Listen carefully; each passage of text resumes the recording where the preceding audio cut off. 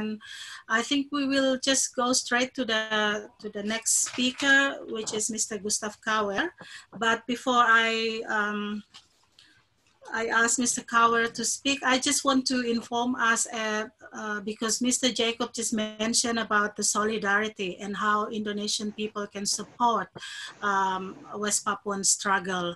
And what happened today in Jakarta and also in other cities in Indonesia today, this morning, people are organizing, and they will do some rallies, peaceful rallies in different cities in Indonesia as a sign of support and solidarity for the 7th activists in Balikpapan, and they demand for the immediate release for the 7th activists in Kalimantan. So we go to the next speaker, to Pak Gustav Kauer. I will read the question in English and then I'll say it in Bahasa. So my question, or our question to Mr. Gustav is, what is the state legal response to the uprising, and particularly to the anti-racist activists? And then the next question is, what is the situation of the 7 anti-racist activists in Balikpapan right now? Jadi apa Pak Gustav bisa sampaikan kepada kami bagaimana negara merespon terhadap uprising tahun lalu ketika rakyat Papua melakukan protes terhadap rasisme yang terjadi, dan secara khusus bagaimana dialami oleh para aktivis anti rasisme pada saat itu sampai dengan hari ini. Lalu bagaimana dengan situasi terakhir dari ke-7 kawan kita yang ada di Balikpapan? Silakan Pak Gustav. Terima kasih Rosa, moderator dan panelis ya, Pak Usman Hamid, Pak Jacob Rumjak, dan Pak Yason, dan juga Pak Beni ya. Terima kasih secara khusus untuk Pak Beni ya. Kita bertemu yang ke-8 kali setelah sidang di Kalimantan. Thank you very much to all the panelists. Thanks to Usman Hamid, Pak Jacob Rumbiak, thanks to Jason, and in particular thanks to Reverend Benny. I know we've met several times and it's great to see you here. Iya, secara khusus Pak Beni, jadi dalam sidang di Kalimantan itu kita hadirkan 5 saksi, antara lain Pak Beni, tapi dalam tuntutan jaksa yang berat itu Pak Beni punya keterangan tidak masuk dalam tuntutan jaksa. Especially regarding Reverend Benny. Benny was to be present at the trial in Kalimantan, but the prosecutor, mudah-mudahan saya mengerti ini Pak, jaksa dilarang Pak Benny untuk memberi pernyataan, betul? Sorry, Pak Benny punya keterangan untuk 7 terdakwa itu dalam tuntutan jaksa yang berat itu tidak dimasukkan dalam pertimbangan jaksa. So Benny's evidence in defense of the 7 detainees was not admitted by the prosecutor. Ini contoh dari bagaimana diskriminasi sampai penegakan hukum. So this is one example of discrimination in the legal field. Saya mulai dengan peristiwa rasis di Surabaya 16 Agustus 2019 itu.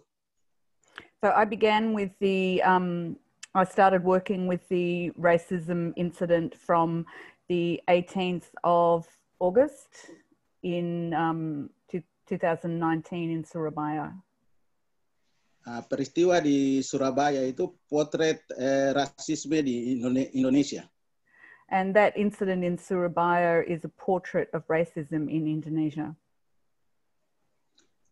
Pelaku rasis itu ada dari TNI, ada dari polisi, ada dari Partai Gerindra, dan juga ormas-ormas reaksioner di Surabaya. So the racism was perpetrated by the Indonesian police, by the military, and by paramilitary organizations in Indonesia. Kemudian negara tidak tampil untuk melindungi mahasiswa yang menjadi korban rasis itu. And the state did not intervene to protect the victims of the racist attacks. Padahal Indonesia mempunyai undang-undang anti rasisme atau penghapusan diskriminasi rasisme itu nomor 40 tahun 2008. 40 tahun 2000 berapa, Pak? 2008. Undang-undang nomor 40 tahun 2008. And this is despite the fact that Indonesia has strong anti-racism laws and anti-discrimination laws for the elimination of racial discrimination. This is law number 40 made in 2008. Tidak ada perlindungan buat korban yang mahasiswa itu, tapi kemudian terjadi penyerangan terhadap mahasiswa itu di asrama. Sekitar 43 orang ditangkap saat itu. There was no protection offered to the students who suffered the racist attack. And what eventuated was that they were attacked within their boarding house and 43 people were arrested. Peristiwa ini yang kemudian kita lihat jadi dasar untuk mahasiswa di Papua, khususnya di Jayapura dan seluruh Papua melakukan demo anti rasis. So because of that incident, students launched an anti-racist demonstrations, especially students from Jayapura and from West Papua. Termasuk yang dikoordinir oleh mereka yang kemudian dituduh menjadi penanggung jawab 7 tahanan politik ini. Amongst those were the 7 people who are now facing charges.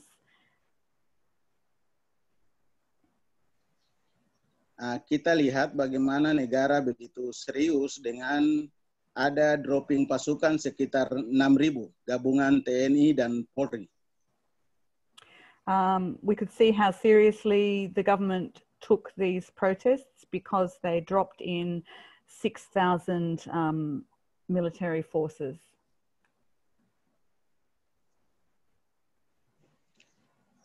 Setelah itu ada penangkapan besar-besaran terhadap aktivis ya. Saya punya catatan bersama tim itu sekitar 1.000 lebih penangkapan terhadap penanggung jawab dan juga aktivis.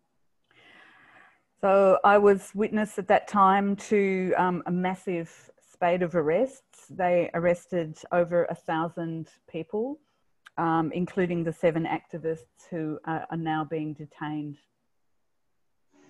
Paling tinggi di Jayapura itu pada tanggal 23 September 2019 itu sekitar 753 orang ditangkap.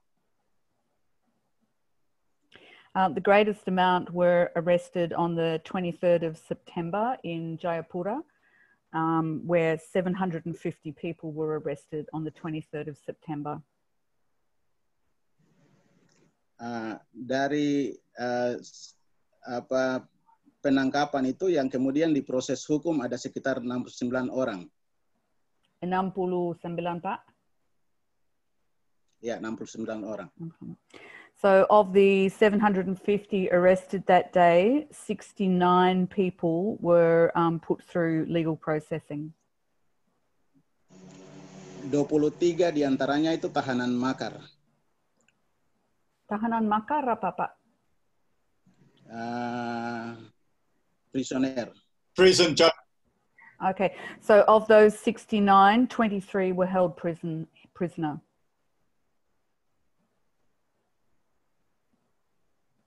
Dan diproses di Balikpapan. And have been processed in Balikpapan. For viewers, Balikpapan is the capital city of East Kalimantan, so at the other end of Indonesia from West Papua. Ini kita lihat ada skenario besar memang dari negara untuk memproses aktivis di Papua.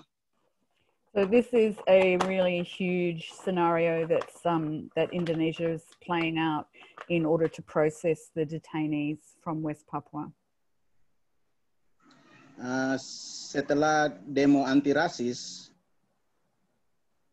after the anti-racist demonstrations, Menko Polhukam mengeluarkan pernyataan bahwa ULMWP terlibat dalam konspirasi untuk rusuh di Papua. Maaf Pak, bisa ulang lagi? Setelah demo anti rasis tanggal 19 dan 29 Agustus 2019, Yeah. Yeah, after the demonstration on the 19th of August in 2019, Menteri Hukum, Politik, Hukum, dan HAM Republik Indonesia the Minister for, or the Attorney General and the Ministry of Law in Indonesia mengatakan bahwa ULMWP terlibat dalam konspirasi rusuh di Papua. said that the United Liberation Movement for West Papua were involved in a conspiracy against Indonesia. ULMWP bekerja sama dengan KNPB, AMP untuk melakukan demo dan rusuh di Papua. So they said that these agencies were all involved in a conspiracy to cause riots in Indonesia. Pernyataan yang sama dinyatakan oleh Kapolri dengan mengatakan bahwa dia tahu yang terlibat itu KNPB, AMP, dan ULMWP. So they claimed that they knew that the organizers were involved in with the banned organizations, the United Liberation Movement for West Papua and two other banned organizations. Dia mengatakan akan mengejar dan tangkap aktor-aktor di balik rusuh ini. And they said that they were going to chase down and apprehend the instigators of these riots. Kita lihat atas dasar itu yang kemudian penangkapan terhadap aktivis termasuk 7 tahanan politik ini. So this was the basis on which the numerous people were arrested, including the 7 anti-racist detainees that we're talking about at the moment. 7 tahanan politik itu ditangkap dalam bulan September. So the 7 anti-racist activists were arrested in September. Mereka ditangkap tanpa polisi mengikuti prosedur hukum. The 7 were arrested without a proper police procedure. Polisi tidak menunjukkan surat tugas, surat perintah penangkapan, dan penahanan. The police did not show them any arrest warrants or any orders to arrest. Biasa proses hukum itu sebelumnya dimulai dengan pemeriksaan saksi, surat-surat, ahli, dan barang bukti, dan terakhirnya baru tersangka. Normally, an investigation would begin with the questioning of witnesses, the furnishing of evidence, and only then proceeding to arrest the suspects. Tapi ini mereka ditangkap, langsung ditetapkan sebagai tersangka atau pelaku makar. But these people were arrested immediately without any of those procedures and held as political prisoners. Saksi dan barang bukti setelah pemeriksaan tersangka.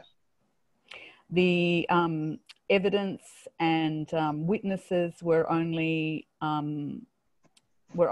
activated after the arrest and detention of the 7. Penangkapan terhadap 7 tersangka itu diikuti juga dengan penyiksaan. Dengan penyiksaan? Ya, penyiksaan. Tersiksa atau Torture. Yeah, that's what I thought.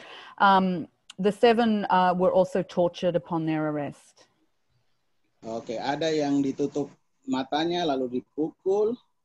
One had his eyes covered and was beaten. Kemudian diperiksa dalam keadaan tertekan. And then they interrogated him in this very pressured way. Pemeriksaan awal sebagai tersangka tidak didampingi oleh pengacara. The initial interrogation was not in the presence of a lawyer. Kami pengacara, So us lawyers, dalam pendampingan. maaf Pak, lagi suara tidak jelas. Pengacara, ya. Oke.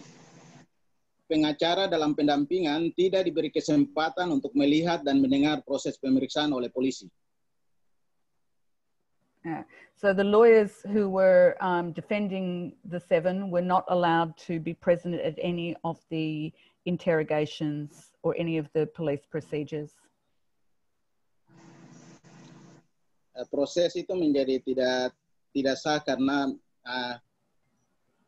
tersangka diperiksa dengan cara-cara yang manipulatif. This makes the whole process illegal because the defendants were processed in an illegal manner. Banyak bukti dan saksi yang direkayasa. Lots of evidence and lots of witnesses were not allowed. Polisi memakai saksi untuk menjerat mereka dari kepolisian sendiri. Ada sekitar 6 orang. So the police only allowed witnesses from within the police force, about 6 people. Kemudian tanggal 4 Oktober 2019 mereka dipindahkan ke Balikpapan, Kalimantan tanpa pemberitahuan kepada keluarga dan juga pengacaranya. And then on the 4th of October 2019, the 7 detainees were transferred to Balikpapan in East Kalimantan without letting the families or the lawyers know about the transfer. Ini membuat tersangka menjadi jauh dari keluarga dan juga jauh dari masyarakat Papua. This meant that the detainees were a long way away from their families and also from their people in West Papua. Proses ini juga salah prosedur karena tidak sesuai dengan aturan hukum yang berlaku. This transfer was also an illegal transfer. It did not conform to the rules about transfer of prisoners.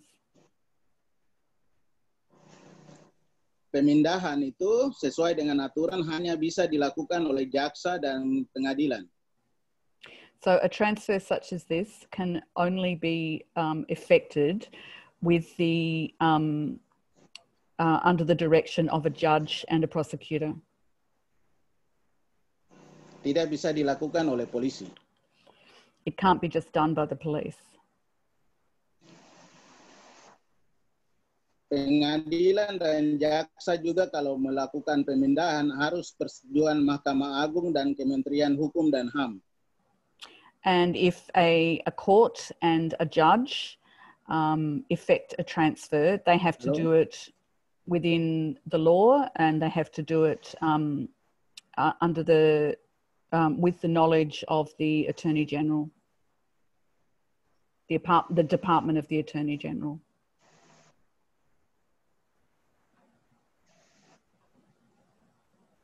Proses ini tidak dilakukan oleh polisi, jaksa, dan hakim. So this process was not followed by the police, the prosecutor, or the judge. Oke. Berikut dalam proses persidangan, memang prosesnya sangat diskriminatif. And then during the actual trial process, it was very discriminatory.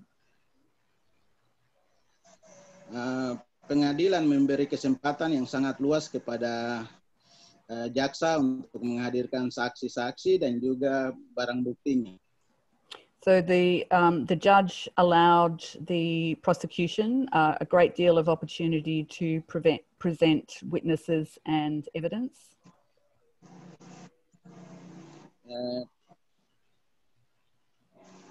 Iya, kami pengacara dan terdakwa mendapat waktu yang sangat singkat.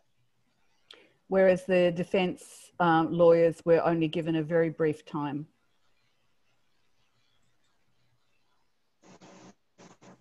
Kami punya waktu untuk saksi dengan ahli hanya dalam waktu 2 minggu.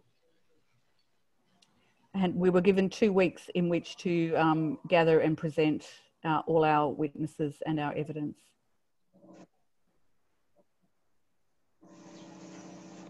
Persidangan itu juga dilakukan secara online dan akses itu ditutup untuk pihak luar.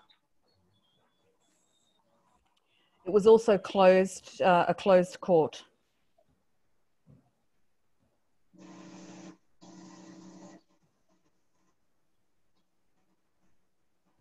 Kalau persidangan itu dilakukan secara online dan akses untuk dilihat oleh pihak luar menjadi tidak ada. So the process was held online and it was closed to anyone else.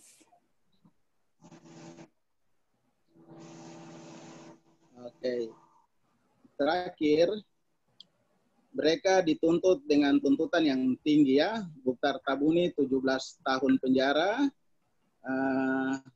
Agus Kosai 15, Stephen Itrai 15 tahun penjara, dan aktivis mahasiswa Ferry Kombo dan Alex Gobay 10 tahun, dan 2 mahasiswa lagi yaitu Hengki Helapok dan Irwanus 5 tahun. It was also, they were given very serious charges and are facing sentences of up to 17 years. With one activist facing 15 years and others facing between 5 and 10 years jail. Tuntutan tersebut tadi saya katakan tanpa mempertimbangkan fakta-fakta membebaskan atau fakta-fakta meringankan dari kita. Jadi misalnya ahli dari kita, Pak Beni dan 4 orang ahli lainnya itu tidak dipertimbangkan dalam tuntutan jaksa. So I raised the issue that the case was not being held in accordance with law, and that several of our key witnesses were not allowed to present testimony, including Reverend Benny, who was an expert witness, and 4 other expert witnesses that we wanted to present. Begitu juga dengan 5 saksi fakta kita yang menerangkan bahwa ini demo anti rasis, bukan makar. This was also the factual witnesses that we presented reasserted that this was an anti-racist demonstration. It was not a riot.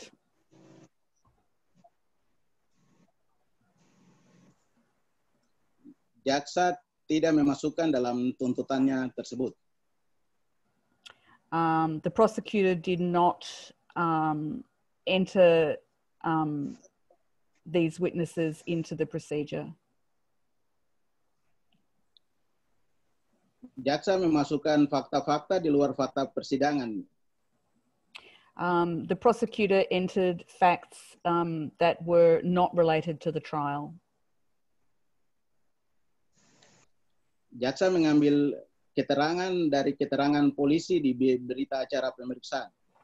So the prosecutor entered into the trial the police testimony, but failed to enter into the record any of our witnesses' testimony. Ada fakta di luar pengadilan. There were facts entered that were outside of the issue, outside of the trial. Yang sama sekali tidak dibacakan berita acaranya. Which were not recorded in the case notes. Tapi jaksa memasukkan dalam tuntutannya. But the prosecutor entered them amongst the charges. Nah, ini yang saya katakan tuntutan jaksa tadi penuh dengan rekayasa atau manipulasi. That's why I'm saying that the prosecution is full of manipulation and illegal procedures. fakta persidangan yang sebenarnya dari keterangan saksi dan ahli, mereka melakukan demo anti rasis, bukan makar. Makar, apa makar, Pak? Treason. Okay, yep. So the our expert witnesses and our eyewitnesses could all testify that this was an anti-racist demonstration. It was not an act of treason.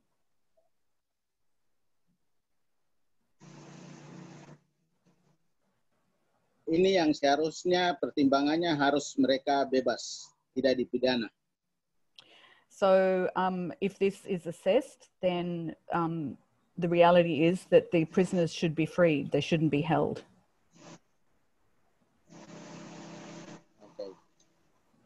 Saat ini saya pikir ketika ketujuh tapol itu merasa tertekan dengan tuntutan yang tinggi. So at the moment, I think the prisoners are feeling pretty pressured because of the high penalties that they're facing. Tuntutan terhadap perkara yang sama terhadap pelaku di Jakarta, di Manokwari, Sorong, Fakfak, dan Jayapura itu ringan. So charges against other activists in Jakarta, in Sorong, in Jayapura, and I didn't catch the fourth place, are relatively light. Mereka sangat mengharapkan dukungan untuk bukan vonis ringan, tapi dukungan untuk pembebasan karena faktanya demo anti rasis. So the other charged people are still free because their cases, not that they're that light, but they were charged in accordance with participating in an anti-racist demonstration. Oke, terima kasih untuk kita semua. Saya pikir cukup presentasi dari saya. Thank you very much to everybody. I think that's enough from me.